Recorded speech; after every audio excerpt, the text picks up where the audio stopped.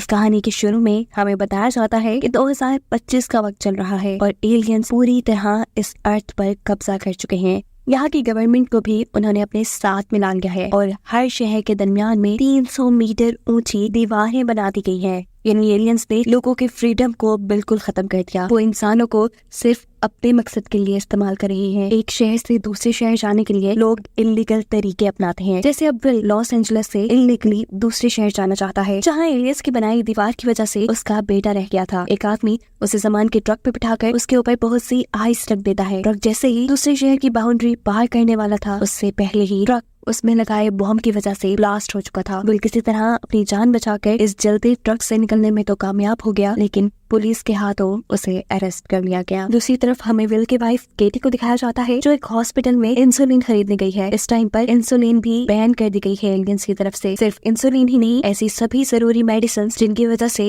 इंसान जिंदा रह पाते थे, जिन मेडिसिन के ना मिलने पर इंसान मर भी सकते हैं। और एलियंस यही चाहते हैं कि इस दुनिया में बस फिट इंसान रहे। यहाँ वो इलीगली इंसुलिन खरीदने के बदले में शराब की बोतल ऑफर करती है, लेकिन उसे इस मर्तबा इंसुलिन एक्सपायर मिली थी। अपने आप को धोखा देने के गुस्से में उसने यहाँ गन निकाल ली। सभी उसे देखकर डरने लगे। यहाँ किसी भी शहरी को गन रखना भी बना था, और अगर एलियंस के किसी भी ड्रोन की नजर केटी पर पड़ जाती तो समझो उसकी जान यही चली गई थी। केटी वापस घर आ जाते हैं। रात काफी हो चुकी थी। विल अभी तक घर नहीं आया था। उसे विल की टेंशन हो रही थी। वो विल को ढूंढने के लिए बाहर भी नहीं जा सकती थी, क्योंकि इंसानों का रात में बाहर निकलना भी मना है। इसी दौरान परेशानी में उसकी बहन उसके घर आती है और केटी को बताती है कि उसकी बेटी की तबीयत बहुत ज्यादा खराब है। उसे भी इंसुलिन की शदीद जरूरत है, लेकिन इंसुलिन केटी के पास भी नहीं थी। वो ये कर इंसुलिन अरेंज कर सकता था वो विल था। वो विल का पता करने के लिए अपनी जान पे खतरा मोल लेकर बाहर निकल जाती है। विल के पुराने दोस्तों से उसका पता पूछती है, लेकिन किसी को भी नहीं मालूम कि विल कहाँ है। अभी वो घर के वापस रास्ते में ही थी कि अचानक उसे एक ड्रोन दिख जाता है। इससे पहले कि ये ड्रोन केटी को देखकर केटी को शूट कर देता, केटी पास ही खड़े मिलिट्री ट्रक के नीचे छुप जाती है। उसकी अच्छी किस्मत कि ये ड्रोन इस मिलिट्री ट्रक का ही था, जो ट्रक के साथ साथ खुद भी यहाँ से चला गया था। फाइनली केटी की जान बच गई। अगली सुबह वो दोबारा विल का पता करने के लिए निकली। विल को हर पॉसिबल जगह ढूंढने के बाद वो हॉस्पिटल गई, जहाँ बहुत अफरा तफरी मची थी। उसे बताया गया कि कल एक ट्रक ब्लास्ट हुआ है और उसी एक्सीडेंट की वजह से यहाँ इतने लोग एडमिट हैं। हॉस्पिटल में अफरा तफरी का फायदा उठाते हुए वो स्टोर रूम में जाकर कुछ इंसुलिन चुरा लाती है। विल का अभी भी कुछ पता नहीं चला था, इसलिए वो अपने एक दोस्त ब्रूस के पास जाती है। वो विल का पुराना कलीग था। जब विल और ब्रूस दोनों FBI में काम करते थे। उसकी परेशानी देखकर ब्रूस केटी से कहता है, तुम परेशान नहीं हो, मैं विल का पता चला लूंगा। जबकि दूसरी तरफ जेल पे विल भी परेशान था, क्योंकि अभी उसे एक कैदी से पता चला है कि जल्द ही उन्हें यहाँ से उठाकर एलियंस की फैक्ट्री में भेज दिया जाएगा, जहाँ पर वो मुजरिमों से काम करवाते हैं। ऐसे शायद वो कभी अब अपनी फैमिली से न मिल पाए। उनकी इन्हीं बातों के दौरान यहाँ पर कुछ पुलिस के लोग आते हैं। वो सभी लोगों को छोड़कर सिर्फ विल को उठाकर यहाँ से ले गए थे, क्योंकि उन्हें मालूम हुआ था कि विल पहले एक बहुत ही अच्छा FBI एजेंट था। विल को लेकर जाया जाता है ग्रीन जोन में, जहाँ पर दुनिया के अमीर और अथॉरिटी वाले इंसान रहते हैं। इनके ऊपर एलियंस की कोई पाबंदी नहीं है। यहाँ उसे मिलवाया जाता है स्नाइडर नाम के एक आदमी से, जो लॉस एंजलिस की अथॉरिटीज का बंदा है। विल के बारे में उसे सारी इन्फॉर्मेशन थी कि विल एक बहुत ही जबरदस्त FBI ऑफिसर है और क्रिमिनल्स को पकड़ने में एक्सपर्ट है। लेकिन एलियंस के इस दुनिया में कब्जा करने के बाद FBI का तो नामो निशानी नहीं रहा था। लेकिन विल जैसे FBI के बंदे अथॉरिटीज के बहुत काम के थे। स्नाइडर नाम का बंदा असल में ये चाहता था कि विल उसके लिए काम करे, ऐसे लोगों को पकड़ कर लाए जो एलियंस की हुकूमत के खिलाफ एसोसिएशन बनाकर बैठे हैं। रेबल्स हैं जो एलियंस के गद्दार, जबकि अमीर लोग और अथॉरिटीज तो एलियंस के अंडर काम करने लगी थी। स्नाइडर विल को कहता है कि मुझे जेरा नामो नामी वो बंदा भी चाहिए जिसने एलियंस के खिलाफ लीग स्टार्ट की है, और इसके बदले वो ऑफर करता है विल को उसकी फैमिली की प्रोटेक्शन और वो सभी बेसिक फैसिलिटीज जो आज के इंसान को इस दुनिया में चाहिए होती हैं। वो विल को खिड़की के पास लेकर जाता है, जहाँ पर एक रॉकेट लॉन्च हो रहा था। इस रॉकेट के जरिए बहुत से इंसानों को चांद पे भेजा जा रहा था, जहाँ एलियंस की फैक्ट्रीज थी। वो विल से कहता है कि अगर तुमने इस काम से मना किया तो तुम्हारी जगह तुम्हारी फैमिली जाएगी एलियंस की फैक्ट्री में काम करने के लिए। जिसके बाद विल को पुलिस ऑफिसर्स के जरिए उसके घर भेज दिया जाता है, जहाँ पर सभी उसके लिए परेशान बैठे थे। केटी पूछती है, कहाँ रह गए थे तुम विल? जवाब में विल कहता है कि मैं अपने बेटे को ढूंढने गया था, लेकिन बुरी किस्मत इस मर्तबा भी हार गया हूँ। इसके बाद वो केटी को अपनी स्नाइडर से मुलाकात के बारे में भी सब बता देता है कि कैसे उसे अथॉरिटीज के साथ काम करने की ऑफर दी जा रही है। और ये बात सुनकर केटी सबसे ज्यादा गुस्से में आ गई थी। वो सिर्फ फौरन ही कहती है, तुम ये काम नहीं करोगे, मुझे ये बिल्कुल पसंद नहीं आएगा कि लोग मुझे एक गद्दार की बीवी कहें। इसी बहस को कहते हुए ये लोग सो जाते हैं, और जब सुबह उनकी आंख खुली तो स्नाइडर खुद ही उनके घर में घुसकर उनके लिए नाश्ता बना रहा था। वो यहाँ विल की वाइफ को कन्विंस करने के लिए आया था कि वो विल को उनके साथ काम करने के लिए भेज दे। वो विल की वाइफ से कहता है कि अगर विल हमारे साथ काम करने के लिए मान गया तो तुम्हारे लिए फायदे ही फायदे हैं। 24 घंटे तुम्हें सिक्योरिटी मिलेगी, तुम्हारे बच्चों की पढ़ाई के मसले खत्म हो जाएंगे, अच्छा खाना, अच्छे कपड़े, हर वो फैसिलिटी जो एक अच्छे लाइफस्टाइल के लिए चाहिए होती है तुम्हें वो मिलेगी। और क्या चाहिए, हाँ तुम्हारा जो पार्क है एलियंस ने बंद कर दिया था, तुम वो भी खुलवा पाओगी। उसकी बात सुनकर केटी सोच में पड़ गई। विल उससे कहता है मेरा बेटा गुम हुआ है, क्या तुम उसे ढूंढ लाओगे? स्नाइडर कहता है हाँ क्यों नहीं, मैं अपनी तरफ से पूरी कोशिश करूंगा कि तुम्हारा बेटा तुम्हारे पास हो। और ऐसे मिल काम करने के लिए मान जाता है। उसके बाद हम देखते हैं कि केटी साइकिल पे बैठ के एक घर पे गई है। यहाँ पर उसका दोस्त ब्रूस भी है। वो ब्रूस और यहाँ पे बाकी सब लोगों को बताती है कि विल ने अथॉरिटीज के साथ काम करने के लिए हाँ कर दी है।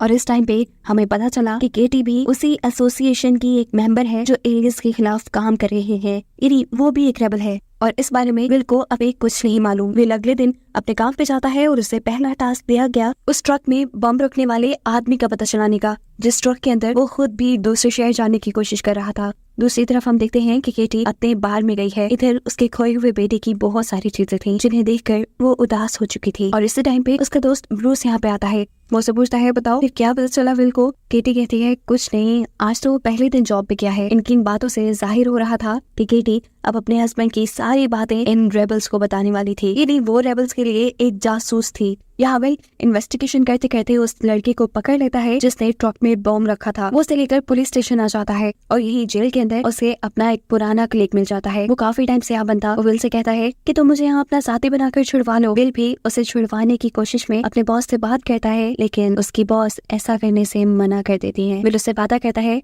कोई बात नहीं, मैं तुम्हारी फैमिली का ख्याल रखूंगा। वापस आते ही वो अपनी कुली के घर गया, लेकिन वहाँ उसके बीवी बच्चे नहीं थे। ये देख वो घबरा गया। असल में उसके बीवी बच्चे उसी के घर पे थे जिन्हें केटी अपने घर ले गई थी। विल घर आता है और उन दोनों को अपने घर पे देख के सुकून का सांस लेता है। अब क्योंकि विल का क्लीक जेल में था तो जरूर यहाँ उसकी फैमिली को उठाकर एलियंस के लिए काम करने के लिए भेज दिया जाता। उन्हें अगर यहाँ सेफ रखना था तो उनके डॉक्यूमेंट्स को चेंज करना पड़ता। इसीलिए विल इन्हें एक आदमी के पास ले जाता है जो नकली डॉक्यूमेंट्स बनाकर उनकी आइडेंटिटी चेंज कर देते हैं। घर वापस आकर वो केटी को बताता है कि उसने बॉम्ब रखने वाले आदमी को पकड़ लिया है। जल्द ही वो जेनानामो को भी पकड़ लेगा और इनाम में जब स्नाइडर उसे उसका बेटा ला देगा तब वो ये जॉब छोड़ देगा। केटी उसकी सभी बातें सुनती रही। बस मतलब कि उसकी बात इतनी सी थी कि रेबल ग्रुप का उनका साथ ही पकड़ा गया। ये खबर वो खुफिया तौर पर अपने लीडर एलेक्स को देने के लिए पहुंचाते हैं। तो यहाँ लीडर उसे बताते हैं टेंशन की बात नहीं है केटी, वो बंदा हमारे ग्रुप का नहीं था, ना ही हम पकड़े जाएंगे, तुम रिलैक्स रहो। वो दूसरे रेबल ग्रुप का बंदा है और मैं उन्हें वार्न कर भी दूंगा। यहाँ विल जैसे ही ऑफिस जाता है तो उसे अपनी बॉस से पता चला कि उस लड़के ने अपने रेबल ग्रुप की सभी मालूमात उन्हें दे दी है और अब उनका ग्रुप भी पकड़ा जा चुका है और कुछ ही देर में उन सभी कैदियों को एलियंस के पास चांद पर भेज दिया जाएगा।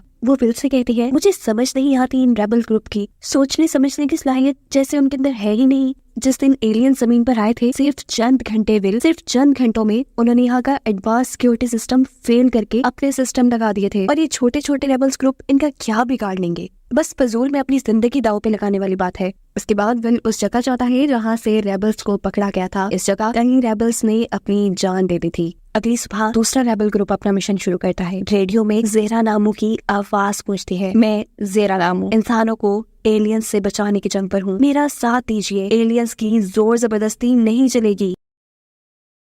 पूरा लॉस एंजलिस उन्हें सुन रहा था। रेडियो के सिग्नल्स को ही ट्रैक करते हुए पुलिस उसी बिल्डिंग तक पहुंच जाती है जहां से ये ट्रांसमिशन ऑन एयर थी। वो आदमी बिना वक्त ज़ाया किए यहाँ से भाग जाता है, जबकि यही हम विल के बेटे ब्रायन को ही देखते हैं जो इस रिकॉर्डिंग की तमाम कैसेट्स निकाल कर जल्दी से अपने घर जाकर छुपा देता है और पुलिस को यहाँ कुछ नहीं मिलता। दूसरी तरफ केटी भी आज पहली मर्तबा रेबल्स के साथ ऑपरेशन के लिए निकली है। टारगेट है उनका एक फूड ट्रक जो कि अथॉरिटीज का है। ऑपरेशन के दौरान केटी का एक साथी जख्मी हो जाता है। उसे बचाने की कोशिश करती है पर ब्रूस जो उन्हीं का साथी था इस जख्मी इंसान को पूरी तरह शूट करके मार देता है। उसे समझ नहीं आई कि ब्रूस ने ये क्या किया। कितनी देर वो यहाँ सुन खड़ी रही। ड्रोन्स भी यहाँ आ चुके थे जो इन्हें देखकर इन्हें शूट ही कर देते हैं पर ब्रूस उसे छुपा लेता है। घबराई हुई केटी घर पहुँचती है तो उसके सांस में सांस नहीं था। वो डिस्टर्ब थी, एक ट्रॉमा में जा चुकी थी। अपने आप को वो बाथरूम में बंद कर लेती है और पागलों की तरह अपने ऊपर से अपने साथी का लगा खून साफ करने लगती है। दूसरी तरफ इसी क्राइम सीन के ऊपर पुलिस भी पहुंच चुकी थी। पुलिस के साथ तो विल भी था। पुलिस यहाँ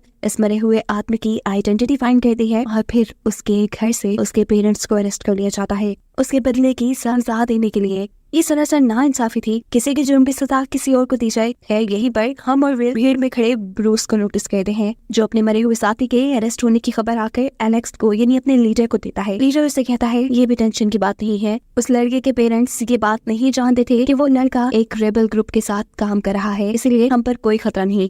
फौरन बाद ब्रूस अब केटी से मिलने के लिए जाता है। केटी से पूछती है कि आखिर तुमने अपने साथी को क्यों मारा। वो कहता है अगर मैं ना मारता तो पुलिस उसे टॉर्चर कर करके उसकी जिंदगी हराम कर दी थी। सारे टॉर्चर से बचाने के लिए मैंने उसे मार दिया, लेकिन अब पुलिस ने उनके पेरेंट्स को पकड़ लिया है। तो विल से पता चलाना होगा कि इन्वेस्टिगेशन में उसके पेरेंट्स क्या कह रहे हैं। यहाँ दिखाया जाता है कि विल का बेटा ब्रायन अपने दोस्त के भाई की जान बचाने के लिए एलियंस की बनाई दीवार के अंदर चला गया है। उसकी फ्रेंड उसे बताती है कि इसी दीवार के जरिए शहर के दूसरे हिस्से में भी जाया जा सकता है। दूसरी तरफ हमें दिखाया जाता है कि विल की टीम जगह जगह रेबल्स को पकड़ने के लिए छापे मार रही थी। ऐसे में वो केटी के मरे हुए साथी के घर पे पहुंच जाता है, जहाँ से उसे बहुत से रेबल्स के वेपन मिलते हैं, जिसे वो अपनी कस्टडी में करते हुए यहाँ से जा चुका था। जैसे ही ये बात रेबल ग्रुप को पता चलती है तो वो केटी से इस चीज की शिकायत करने के लिए आ जाते हैं और उसको धमकी देते हैं कि अगर विल ने वो वेपन्स वापस ना किए तो तुम्हारी फैमिली के साथ बहुत बुरा होगा। यहाँ केटी को किसी चीज की परवाह नहीं थी सिवाय अपनी फैमिली के। इसी रात हम देखते हैं कि केटी का बाहर भी ओपन हो चुका है, जिसकी परमिशन स्नाइडर ने एलियन से ही केटी को दिलवाई थी, क्योंकि अब विल उनके साथ काम कर रहा था। सभी लोग इस दिन पार्टी करते हुए बहुत एंजॉय करते हैं और इसी पार्टी में स्नाइडर भी यहाँ जाता है। स्नाइडर को देख कर केटी को अपने हस्बैंड विल पे ही गुस्सा आ रहा था। पता नहीं क्यों विल ने अपने आप को एलियंस के हाथों बेच दिया। घर आकर वो विल से ये जॉब छोड़ने को कहती है, पर विल कहता है नहीं, जब तक मेरा बेटा नहीं मिल जाता तब तक मैं यही काम करूंगा। विल अब अपने ऑफिस आता है, जहाँ पर उसकी बॉस उसको लॉस एंजलिस के रेबल्स के बारे में बताती है। विल देखता है कि रेबल का ग्रुप लॉस एंजलिस में सिर्फ एक नहीं बल्कि कई ग्रुप है। बॉस कहती है कि अगर ये सभी ग्रुप मिल गए और इन्होंने लॉस एंजलिस के गवर्नर के खिलाफ जंग कर दी तो इस जंग के नतीजे में आपस में तो इनका पता नहीं क्या होगा, लेकिन एलियंस इस पूरी सिटी को तबाह कर देंगे। ऐसे में ये शहर तो क्या, तुम और तुम्हारी फैमिली भी नहीं बचेंगे। इसलिए मेरा तो यही मानना है कि तुम हमारा ही साथ देते रहो। विल इस बात से बिल्कुल अनजान था कि वो तो नहीं, लेकिन उसकी वाइफ रेबल के साथ जरूर मिली हुई है। इस टाइम भी वो किसी प्लान को अंजाम देने के लिए अपने बच्चों को अपनी हेल्पर के साथ घर से बाहर भेज देती है, फिर स्ट्रीट लाइट ऑन करके किसी को सिग्नल देती है और खुद ही एक वाइन बोतल तोड़ते हुए अपने घर में आग लगा देती है। खुद ही फिर इस आग को बुझाने की कोशिश करती है और पुलिस को इमरजेंसी कॉल कर देती है। इस टाइम पुलिस के साथ विल और उसकी बॉस भी घर आए थे। विल के घर में आग लगी थी, उसे टेंशन थी कि किसने लगाई है, लेकिन यहाँ उसकी बॉस तो उल्टा उसके घर की तलाशी लेने पे ही तुली थी और ये बात उसे गुस्सा दिला देती है। खैर विल की फैमिली को विल के ऑफिस लेकर आया जाता है, जहाँ पर विल की बॉस विल की वाइफ से कहती है टेंशन लेने की जरूरत नहीं है केटी, तुम्हारी और तुम्हारी फैमिली की जिम्मेदारी बिल्कुल हमारी है। इवन हमने तो तुम्हारे नेबर्स तक को वार्न कर दिया है कि अगर कुछ भी उल्टा सीधा तुम्हारे या तुम्हारे घर के साथ हुआ तो जिम्मेदारी उनकी होगी। ये सुनकर केटी को अच्छा नहीं लगा, क्योंकि अब सारे नेबर्स उनसे डरने लगेंगे। कुछ सवालों के और जवाब देने के बाद वो यहाँ से उठ के चली जाती है। फौरन बाद विल की बॉस विल को अपने रूम में बुलाती हैं और उसे उसके बेटे के रूम से मिली कैसेट्स दिखाती हैं, जो कि पूरी की पूरी ज़ेरा नामों की रिकॉर्डिंग से भरी थी। उसे कहती है तुम्हें अपने बेटे पे ध्यान रखना चाहिए विल, इन कैसेट्स की टेंशन न लो, मैं इसके बारे में किसी को नहीं बताऊंगी। विल परेशान हो जाता है, घर जाकर अपने बेटे से उन कैसेट्स के बारे में पूछता है तो उसका बेटा उससे बिल्कुल नहीं घबराता और कहता है कि मैं बस इंसानों का फ्रीडम चाहता हूँ। और इस टाइम विल को एक पोस्टर भी दिखाता है और कहता है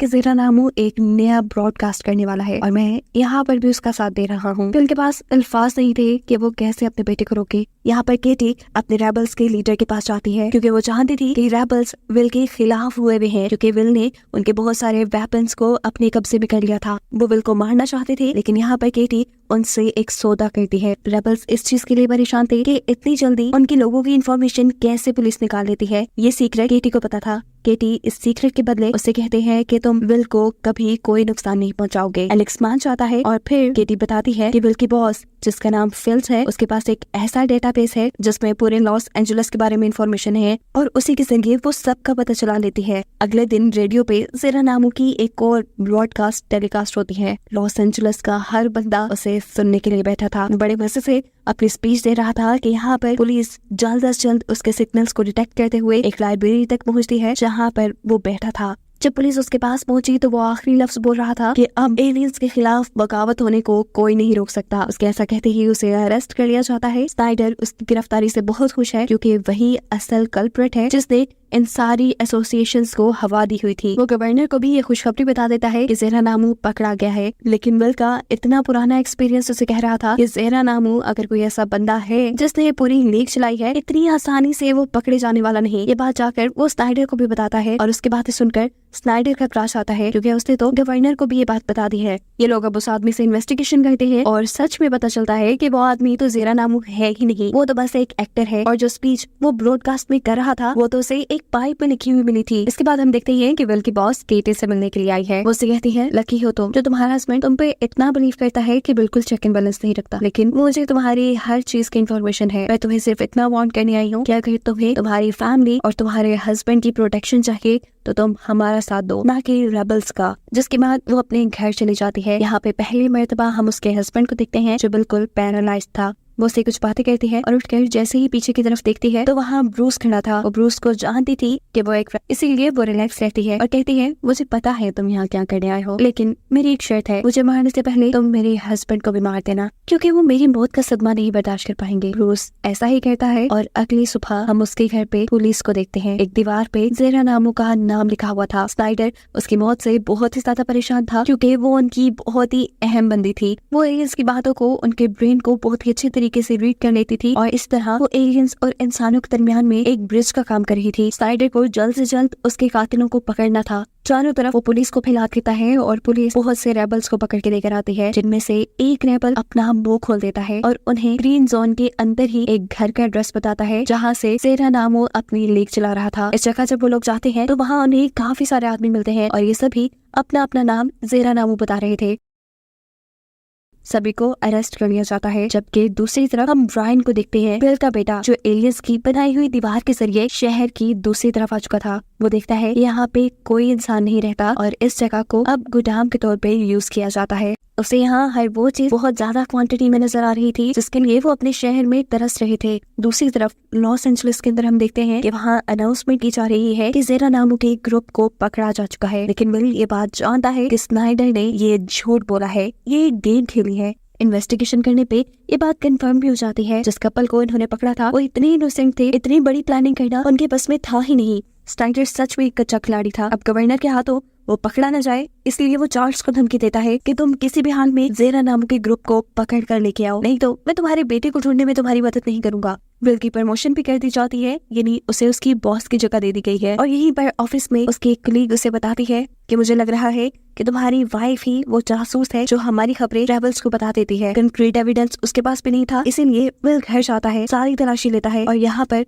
वो देखता है अपनी बेटी के पास एक नई बुक जो कि ब्रायन ने उसे शहर की दूसरी तरफ से लाके दी थी। ब्रायन झूठ बोल देता है कि ये उसने अपने दोस्त से ली है। वो अब अपनी वाइफ के बाहर में जाता है और उसे यहाँ अपनी वाइफ के खिलाफ कोई सबूत नहीं मिला सिवाय एक किताब के। जेल के अंदर स्नाइडर के सामने वो एक्टर बैठा है जिसको इन्होंने ज़ेहरा नामू समझकर रेडियो से अरेस्ट किया था। स्नाइडर से कहता है कि तुम अगर हमारे लिए ज़ेहरा नामू की एक्टिंग जारी रखो तो मैं गारंटी देता हूँ तुम्हारी जान को कोई नुकसान नहीं होगा। मैं तुम्हें दूसरे शहर भिजवा दूंगा बहुत से पैसे देके, वहाँ तुम आराम से अपनी लाइफ गुजारना और यहाँ मेरी नौकरी भी सिक्योर रहेगी। लेकिन अगले ही सीन में स्नाइडर उसे धोखा दे चुका था। जब कोर्ट में उसका केस चलाया जाता है तो इस वक्त पूरा शहर उन्हें देख रहा था। ज़ेहरा नामू के फांसी के वारंट जारी हो जाते हैं और इस टाइम पर उसकी फांसी की तैयारियां भी शुरू हो जाती है। यहाँ उस एक्टर को पता चलता है कि स्नाइडर ने उसे धोखा दे दिया, लेकिन अब वो कुछ कर नहीं सकता था। यहाँ अपने फायदे के लिए अपनी ही आंखों के सामने स्नाइडर एक बेगुनाह को फांसी पे चढ़वा देता है। विल स्नाइडर की इस चाल से बहुत ज्यादा गुस्सा था। उससे जाकर पूछता है, आखिर एक बेगुनाह को मारकर तुम्हें क्या मिला?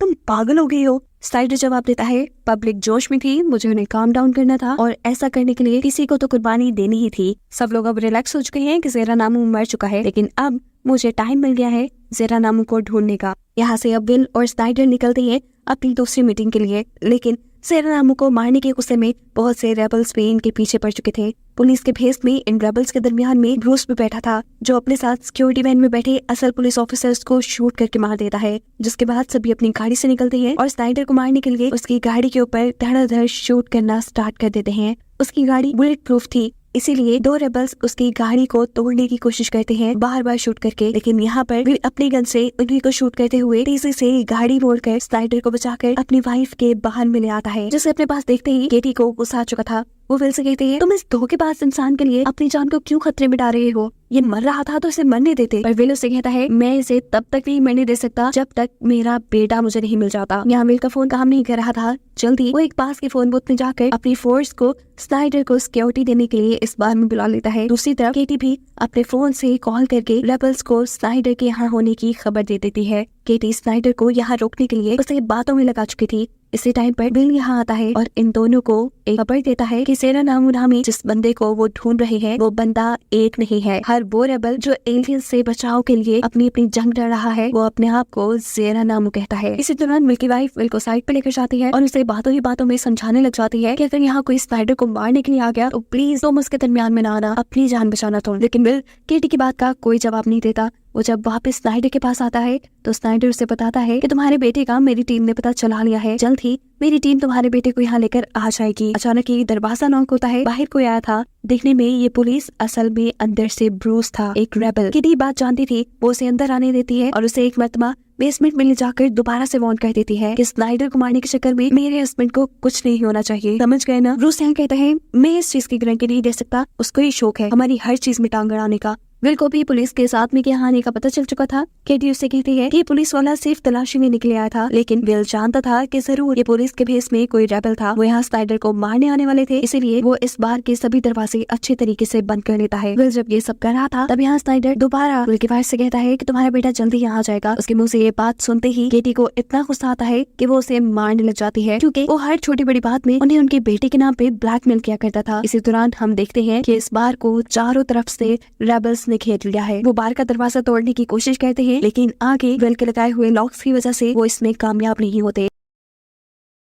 सिचुएशंस इतनी बुरी होती जा रही थी कि स्नाइडर और भी डर गया था। वो यहाँ विल और केटी से कहता है, अरे ये रेबल्स मुझे क्यों मारने आ रहे हैं? मैं तो आज तक एलियन से मिला भी नहीं हूँ, मैं उनका साथ नहीं दे रहा, मैं तो बस गवर्नर के ऑर्डर मानता हूँ। उसकी इस घबराहट और बातों पे कोई ध्यान नहीं देता। विल यहाँ पर केटी से कहता है कि तुम स्नाइडर को लेकर बेसमेंट में छुप जाओ, मैं इन सभी रेबल्स का सामना करूंगा। उनकी इन्हीं बातों के दौरान अचानक ही रेबल्स इस बार के अंदर कहीं से स्मोक बम फेंक देते हैं, जिसे देखते हुए ही विल स्नाइडर को एक अलमारी में छुपा देता है। जबकि रेबल्स बार का दरवाजा तोड़कर अंदर आने में भी कामयाब हो चुके थे। एक रेबल सबसे पहले आकर यहाँ विल के ऊपर गन तान देता है और इससे पहले कि वो विल को मार देता, पीछे से कैटी उसे शूट कर देती है। विल अब अपनी मशीन गन लेकर इनके पीछे पड़ जाता है। रेबल्स को पीछे से असल पुलिस की आवाज भी आने लगी थी, इसलिए मौका पाते ही वो लोग यहाँ से भाग जाते हैं और असली पुलिस आकर स्नाइडर को यहाँ से बचा लेती है। अब क्योंकि स्नाइडर और विल ने ब्रूस को बाहर में देख लिया, इसीलिए ब्रूस को अरेस्ट करने के ऑर्डर दे दिए जाते हैं। लेकिन जैसे ही पुलिस वाले ब्रूस के घर जाते हैं तो उनके घर को हाथ लगाते ही वो घर ब्लास्ट हो चुका था। क्योंकि ब्रूस एक FBI एजेंट रहा है, उसे पहले ही मालूम था कि कब पुलिस कैसे रिएक्ट करेगी। वो जानता था कि पुलिस उसे पकड़ने के लिए उसके घर जरूर आएगी, इसलिए उसने अपने घर में बम लगा दिए थे। इसके बाद ब्रूस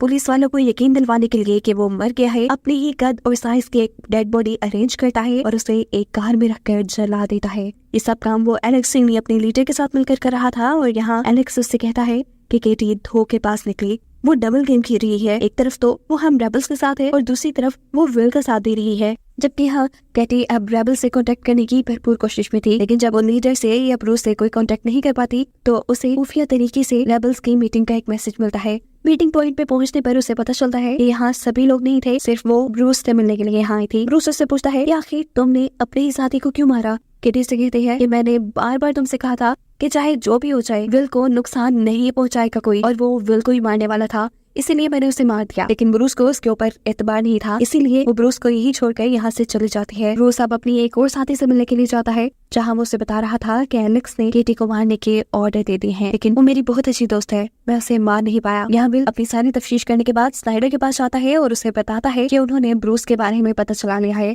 ब्रूस न सिर्फ स्पेशल फोर्सेस का बंदा था, वो बल्कि FBI के लिए भी काम करता था। उसे पकड़ना इतना आसान नहीं है, लेकिन मैं किसी तरह उसे पकड़ के रहूंगा। उसके इतने काम के बदले यहाँ स्नाइडर उसे उसके बेटे की एक फोटो दिखाता है, जिसे उन्होंने लॉस एंजलिस के साथ मिले शहर में ढूंढ लिया था। ये फोटो देखकर वो बहुत खुश हुआ। घर जाते ही वो ये फोटो केटी को दिखाता है। केटी उससे कहती है, मेरा यकीन मानो विल, ये स्नाइडर तुम्हारी अच्छाई का फायदा उठा रहा है, उसे तुम्हारी कमजोरी पता है, इसलिए वो तुम्हारे साथ खेल रहा है। अब तक तो चार्ल्स को यहाँ आ जाना चाहिए था। तुम प्लीज स्नाइडर के चुंगल से अपनी जान बचाओ। समझ तो ये बात विल को भी थी, लेकिन क्योंकि वो अपने बेटे को लाने के लिए खुद कुछ नहीं कर सकता था, मजबूरन उसे स्नाइडर का साथ देना पड़ रहा था। वो यहाँ केटी से वादा कर लेता है कि जल्द ही वो स्नाइडर से अपनी जान छुड़वा लेगा। खैर ब्रूस के लिए तलाश दोबारा विल शुरू कर देता है। उसने केटी के बाल के फिंगरप्रिंट्स भी चेक किए थे, जहाँ पे उसे ब्रूस के फिंगरप्रिंट्स मिल जाते हैं। वो केटी से आके पूछता है कि क्या तुमने कभी इस आदमी को देखा, क्या तुम इसे जानती हो? केटी पहले तो इनकार कर रही थी, लेकिन फिर जब विल बताता है कि उसने 14 से ज्यादा आदमियों को मार दिया है, तब केटी कहती है हाँ शायद ये एक मर्तबा मेरे बार में आया था और कुछ ऐसे कह रहा था कि शायद ये अपने मॉम डैड के साथ रहता है। पुलिस ब्रूस के पेरेंट्स का घर पता चलाने में लग जाती है, जबकि यहाँ पे ब्रूस और केटी की म्यूचुअल फ्रेंड केटी के पास आती है। केटी परेशान थी, वो उससे पूछती है कि क्या ब्रूस ने 14 से 15 लोगों को मारा है, जिस पर उसकी दोस्त बताती है हाँ उसने मारा है, लेकिन जो काम हम कर रहे हैं उसमें ऐसी छोटी मोटी कुर्बानियां देनी पड़ जाती है। यहाँ केटी उससे कहती है तुम्हें पता है वो मुझे भी मारने वाला था, लेकिन मैं उसका शिकार बनते बनते रह गई। खैर जो भी था, ब्रूस उसका दोस्त था और वो उसके साथ काम करती थी, इसीलिए वो ब्रूस को ये इत्तला कर देती है कि विल ने उसके पेरेंट्स का घर पता चला लिया है और जल्द ही पुलिस उसे मारने के लिए उसके पास होगी। अब जैसे ही पुलिस उसके घर पे आती है तो वहाँ उन्हें ब्रूस नहीं मिला। तलाशी लेने पे विल को वहाँ सिर्फ वही किताब मिली जो उसने पहले केटी के बार में देखी थी। ये लोग ब्रूस के नेबर्स की भी तफ्तीश करते हैं, जहाँ पर हमें एलेक्स दिखाई देता है। यहाँ एलेक्स साफ इंकार कर चुका था कि वो तो आज तक ब्रूस से मिला ही नहीं। दूसरी तरफ हम देखते हैं कि स्नाइडर इस टाइम लॉस एंजलिस की गवर्नर के पास है। गवर्नर बताती है कि पैसिफिक रीजन के हेड यानी एलियंस लॉस एंजलिस को चेक करने के लिए आ रही है। स्नाइडर घबरा जाता है और पूछता है क्यों, जिस पर गवर्नर उसे बताती है क्या तुम सबको ही अपनी तरह बेवकूफ समझते हो और यू काइंड इन्फॉर्मेशन, तुम जो पिक्चर सबको यहाँ दिखा रहे हो सब जानते हैं कि असल में लॉस एंजलिस के हालात इससे ज्यादा खराब है, ज्यादा नहीं बल्कि बहुत ज्यादा। यहाँ केटी ने अब रेबल्स का साथ देना छोड़ दिया था, लेकिन रेबल्स को केटी की जरूरत थी। उन्हें विल की जो इन्फॉर्मेशन केटी के जरिए मिलती थी वो उन्हें अब भी चाहिए थी, इसीलिए उसके एक दोस्त से दोबारा रेबल ग्रुप ज्वाइन करने को कहती है, लेकिन केटी ये कहकर इनकार कर देती है कि उसे अपनी फैमिली की जान ज्यादा प्यारी है और उसके इस रिएक्शन के बदले उसी का रेबल ग्रुप उसी के खिलाफ काम करता है। एलेक्स ये ऑर्डर दे देता है कि अब विल को ये बात बता दी जाए कि उसकी वाइफ एक स्पाई है और वही रेबल्स को इन्फॉर्मेशन लीक किया करती थी। एलेक्स ट्रेन में विल से मिलता है और उसे बताता है कि तुम्हारी वाइफ स्पाई है और मैं रेबल्स का लीडर हूँ। मैं जानता हूँ तुम्हारे अथॉरिटीज के साथ बड़े लिंक्स हैं, मुझे सिर्फ एक शहर से दूसरे शहर जाने के लिए एक पास चाहिए, एक फ्रीडम पास, और इसके बदले मैं अपने रेबल ग्रुप को भी धोखा देने के लिए तैयार हूँ। यानी इस जगह हमें एलेक्स की हकीकत पता चल गई है कि उसने रेबल ग्रुप भी इंसानों को एलियन से आजाद करने के लिए नहीं बनवाया था, बल्कि वो तो अपने आप को पावरफुल रखना चाहता था। बहुत सारे लोगों को अपने साथ मिलाकर यहाँ उसकी अथॉरिटी बन रही थी और जब उसे अब दूसरी तरह की पावर चाहिए थी तो वो अपने ही लोगों को धोखा देने के लिए तैयार था। उसे कोई फर्क नहीं पड़ता था कि एलियंस इस दुनिया में रहे या ना रहे। अब यही बात जाकर विल स्नाइडर को बता देता है। स्नाइडर विल से कहता है कि मैं एलेक्स से पर्सनली मिलना चाहूंगा। विल जब घर आता है तो वो अपनी वाइफ को सारी बात बता देता है कि कैसे उन्हीं का लीडर उन्हीं की सच्चाई विल को बता चुका था और वो सिर्फ दूसरे शहर का पास पाने के लिए अपने रेबल साथियों को भी धोखा देने के लिए तैयार था। केटी के भी कान खड़े हो गए थे। वो ये खबर जल्दी से ब्रूस को कहती है। यहाँ ब्रायन को देखते हैं, ये केटी के बेटे को देखते हैं जो अपनी टीचर के साथ था। उन्होंने एक बहुत ही ताकतवर टेलीस्कोप बनाया था, जिस टेलीस्कोप के जरिए ये चांद की सरफेस को देख रहे थे। चांद की सरफेस पहले से बहुत ज्यादा अजीब हो गई थी, जिससे ये बात साफ जाहिर थी कि एलियंस चांद के ऊपर माइनिंग कर रहे हैं, ये खुदाई कर रहे हैं। यहाँ केटी की दी हुई इन्फॉर्मेशन की वजह से ब्रूस जल्दी से एलेक्स के पास जाता है और उससे पूछता है कि क्या तुमने धोखा दिया, क्या तुम सिर्फ दूसरे शहर का पास पाने के लिए हम सबको धोखा देने वाली हो? जवाब में एलेक्स कहता है अरे नहीं, तुम्हें शायद केटी बेवकूफ बना रही है, तुम उसके बहकावे में नहीं आओ और अपने अगले ऑपरेशन की तैयारी करो, मैं तुम लोगों के साथ ही हूँ। अगले सुबह हम देखते हैं कि विल ने एलेक्स की स्नाइडर से भी मीटिंग करवा दी थी। यहाँ एलेक्स साफ साफ उसे कह देता है कि मुझे दूसरे शहरों का पास चाहिए, इसके बदले में मैं तुम्हें ब्रूस के उन सभी ग्रुप्स की लिस्ट भी दे दूंगा जिनको वो लीड करता है, जो सब के सब रेबल्स हैं। वो साथ में ये भी बता चुका था कि ब्रूस का अगला ऑपरेशन प्राइम मिनिस्टर को मारने का है। स्नाइडर यहाँ उसे शाबाशी देता है और कहता है ऐसे ही बस वो सारी इन्फॉर्मेशन तुम हमें देते रहना, हम प्राइम मिनिस्टर के मारने के उनके ऑपरेशन को रोक लेंगे और उसके बाद जब हर जगह मेरी वाह हो गई तो तुम्हें तुम्हारा यूनिवर्सल पास मिल जाएगा। अगली सुबह हम देखते हैं कि ब्रूस अपने मिशन पे था। केटी और उसके दूसरी साथी भी यहाँ उसके साथ थी। केटी को जैसे ही यहाँ करीब पुलिस देखते हैं तो वो ब्रूस को पुलिस के यहाँ होने के बारे में बताती है। अचानक ही कोई इस सड़क के ऊपर बहुत से फायर क्रैकर्स फेंक देता है। इनकी वजह से यहाँ भगदड़ मच चुकी थी। पुलिस यहाँ फायरिंग शुरू कर देती है, जिसमें इन रेबल्स की एक साथी मारी गई थी और इस मरतबा भी केटी और ब्रूस इन पुलिस वालों से बच निकले थे। यहाँ हम देखते हैं कि विल एलेक्स के घर गया है, जो कि इस शहर से बाहर निकलने की तैयारी कर रहा था। वो एलेक्स से कहता है कि तुमने जो स्नाइडर के साथ डील की थी वो कैंसिल हो चुकी है। जिसके बाद वो उसे अपनी ही गन से शूट कर देता है और पुलिस वालों के सामने इल्जाम लगा देता है ब्रूस पर। असल में यहाँ विल के दिल में लालच आ गया था। वो एलेक्स को मारकर उसका यूनिवर्सल पास जो स्नाइडर से देने वाला था वो उसे खुद रखने का फैसला कर चुका था। इसी रात हम देखते हैं कि केटी की जिस साथी की मौत हुई थी उसकी पूरी फैमिली को फांसी पर शहर के दरमियान में लटका दिया गया था। केटी को ये देखकर रोना आया और इसके बाद उसने पूरी तरह से रेबल्स का साथ देने का फैसला कर लिया, क्योंकि अथॉरिटीज बहुत ही ज्यादा बेरहम हो चुकी थी और ये बात विल भी जान चुका था। अगली रात हम देखते हैं कि रेबल अपने लिए प्रोटेस्ट करते हैं, जिस प्रोटेस्ट को रोकने के लिए जब पुलिस वाले यहाँ आते हैं तो बहुत से पुलिस वालों को ही इन रेबल्स ने मार दिया था। पर ये सारा हाल देखकर विल का साथी उसे कहता है कि लोग अब चुप नहीं रहने वाले, वो या तो खुद जिंदा रहेंगे या यहाँ सबको मार देंगे। विल यहाँ स्नाइडर के पास आता है और उसे बताता है कि लॉस एंजलिस की बड़ी दीवार के दूसरी तरफ दूसरे रेबल ग्रुप का पता चला है, हमें जल्द से जल्द वहाँ जाना होगा। स्नाइडर वहाँ जाता है और उनके साथ एक गार्ड को भी भेजने का फैसला करता है। दूसरी तरफ केटी और ब्रूस अपने यूथ सेल के लीडर से मिलते हैं, जो मिनिस्टर के कत्ल में इनका साथ देना चाहता है। इनका ये मिशन सबवे में होने वाला था, जिसे फिलहाल या सिर्फ एलियंस इस्तेमाल कर रहे थे या फिर कोई अथॉरिटी का बंदा। यहाँ हमें दिखाया जाता है कि विल और उसका दूसरा साथी लॉस एंजलिस की दीवार के दूसरी तरफ पहुंच चुके थे। वो एक ऊंची सी बिल्डिंग पर चढ़कर पूरे शहर का नजारा देखते हैं और एक खाली बिल्डिंग के अंदर जगह जगह गोलियां चलाने लग जाते हैं। गार्ड उन्हें देखकर परेशान था कि पता नहीं क्या कर रही है। जिसके बाद ये लोग इस बिल्डिंग में छुपा हुआ मैप उठाकर वापस स्नाइडर के पास आ जाते हैं। विल स्नाइडर को ये मैप दिखाता है और कहता है कि शायद जिन्होंने हम पे हमला किया था वो ये मैप वहाँ पर छोड़कर चले गए। असल में रेबल्स इन्हीं जगहों पे हमला करने वाले हैं। यहाँ यूथ सेल के मेंबर्स केटी को एक फ्लाई रोबोट दिखाते हैं। ये छोटा सा रोबोट हर तरह की इंफॉर्मेशन कलेक्ट करने में कामयाब था। यहाँ पर ब्रूस केटी को शूट करना भी सिखाता है, क्योंकि अगर केटी उनका साथ देने वाली थी तो उसे अच्छे निशाने लगाना आना चाहिए थे। यहाँ घर पर केटी अपनी बेटी के पास एक बुक देखती है, एक ऐसी बुक जिसमें लिखा था कि एलियंस के अर्थ पे आने से इंसानों को कितने फायदे हुए।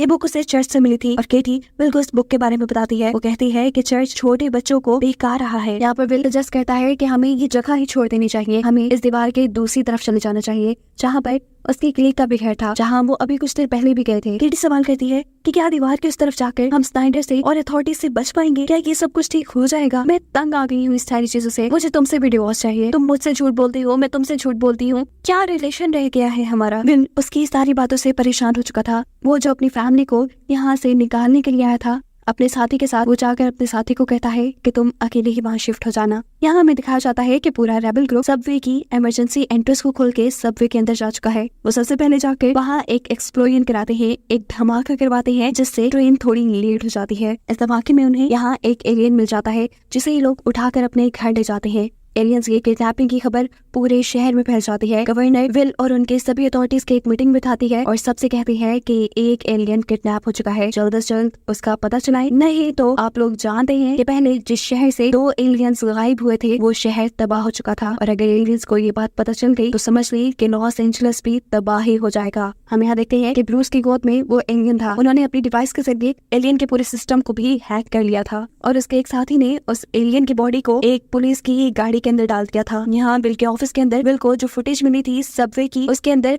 हमला करने वाले रेबल्स में उसने केटी को भी देख लिया था, लेकिन वो यहाँ किसी को कुछ नहीं बताता। जिन लोगों ने एलियन को किडनैप किया था वो एलियन को लेकर किसी घर की तरफ निकल जाते हैं और यहाँ दरमियान में हम देखते हैं कि घरों को ब्लास्ट भी करवाया जा रहा है लोगों को डराने के लिए। स्नाइडर को भी इस शहर के हालात ना कंट्रोल करने की वजह से नौकरी से निकाल दिया जाता है। वो गवर्नर से आकर पूछता है मेरे साथ आपने ये क्या किया, लेकिन गवर्नर भी कुछ नहीं कर सकती थी क्योंकि ऑर्डर पीछे से आए थे। यहाँ हम देखते हैं कि उन्होंने जिस जगह पर एलियन को रखा है वो एलियन का ऑपरेशन कर रही है। वो उसे खोलकर उसकी सारी इन्फॉर्मेशन लेना चाहते हैं, जबकि दूसरी तरफ विल अपने ऑफिस में है। वो सीसीटीवी कैमरास की फुटेज की मदद से रेबल्स के यूथ सेल के लीडर का पता चला लेता है। वो जानता था कि जरूर एलियन को उसी के घर पर रखा गया होगा। वो यहाँ किसी को भी इन्फॉर्म के बगैर उस घर के अंदर चला जाता है जहाँ सच में एलियंस के साथ सभी रेबल्स थे। ये रेबल्स इतने में एलियंस के स्क्रू ही खोल रहे थे और उसके सिस्टम को ही चेक कर रहे थे, तब उनके दरवाजे पे नॉक होता है। कोई दरवाजा नहीं खोलता। तब विल उन्हें कहता है कि मैं तुम्हारे साथ हूँ, तुम लोग चुपचाप इस एलियन को यहाँ से छोड़ो और सब के सब यहाँ से निकल जाओ। कुछ ही देर में यहाँ पुलिस आने वाली है, मैं तुम लोगों के बारे में कुछ भी किसी को नहीं बताऊंगा, तुम लोग सेफ रहोगे। उसकी बात सुनने के बाद सभी रेबल्स घर में बने हुए खुफिया दरवाजे की मदद से वहाँ से भाग जाते हैं। कुछ ही देर बाद पुलिस यहाँ चेक करने के लिए आती है। ये लोग घर तोड़ते हैं और इन्हें अंदर से